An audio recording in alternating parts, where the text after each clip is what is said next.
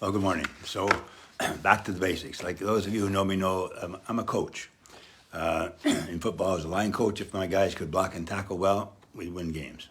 In hockey, skating, passing, checking, shooting, we did the fundamentals well, we did well.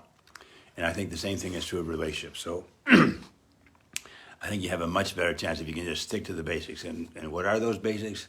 I think there are four key ones. And the first is safety. If you don't feel safe, you'll defend yourself. That's 500 million years. You're not going to change it. Secondly, we talked about the space between, that it's a real energy field between the two of you, and you have to keep all negativity out of there. I really think now the fastest way forward is protect the space between. You know, if you put negativity in there, the negativity disconnects, and what you want is connection. And then the third is the flip side of that is to amplify the positives, to appreciate and your partner every day. And then the fourth one, obviously, you have to learn to talk to your partner in a safe way because stuff will come up. Okay, so let's go through those a little more detail. So obviously, I've stressed safety for years. You know, if you look at a picture of the human brain, we all have that brain stem, and we call it the lizard brain, the reptilian brain.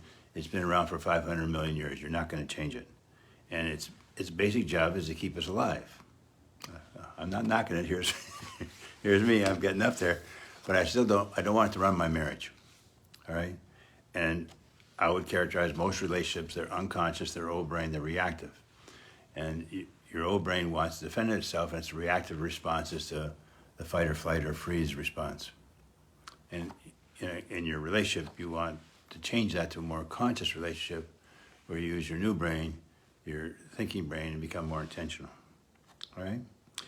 So then the second one about the space between, and that's not just a nice image. It's quantum theory tells us that this whole great big universe of ours is basically just energy, but it's all connected. So that energy field between you, the two of you, is a real energy field, and you can tell, can't you, when there's tension in there between you. Every couple I ask that to knows. They know when there's tension. And so the fastest way for what causes the tension is negativity, because negativity causes anxiety. You know, and again, if you're anxious, you don't feel safe, and so then you protect yourself. But there's tension. All right. And so logically, it's impossible to have a great relationship if there's negativity. As the negativity causes anxiety, if you're anxious, you don't feel safe. And then the caveat for number two is it's the person on the receiving end who determines if it's negative or not. Like I might think I did something that's okay, but if my partner feels it came across as negative, then I'm the one who needs to change. Anyway, because we're individuals, and different things affect us differently. So, and then the flip side, the third one is the flip side of the zero negativity is fill the space between with positives, to appreciate and affirm your partner. And I really encourage people to say that stuff out loud. Thanks a lot. I appreciate that. You did a good job. Because again, from an old brain point of view, if I'm constantly hearing, hey, thanks a lot, I appreciate that, my old brain can relax. This is not the enemy over there. It's my ally. We're on the same team. All right? And so your task is to make the space between, or my task, a zone of zero negativity, because the negativity causes disconnect, and to refill that with positives.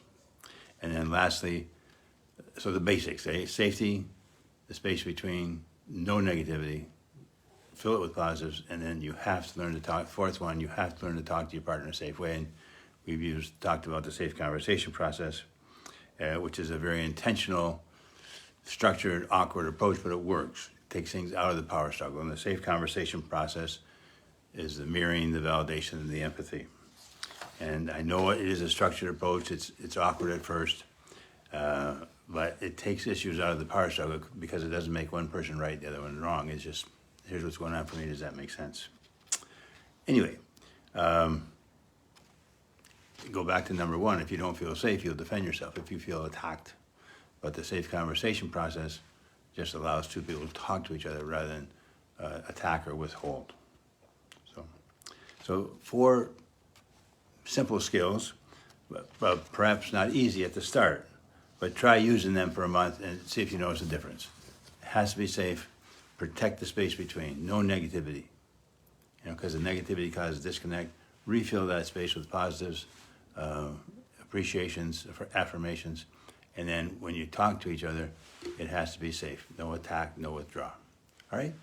Have a great week. We have the grandkids down this week. It's been fun. Lots of energy in the house. Anyway, hope you all had a good March break, and I'll see you next week. Cheers.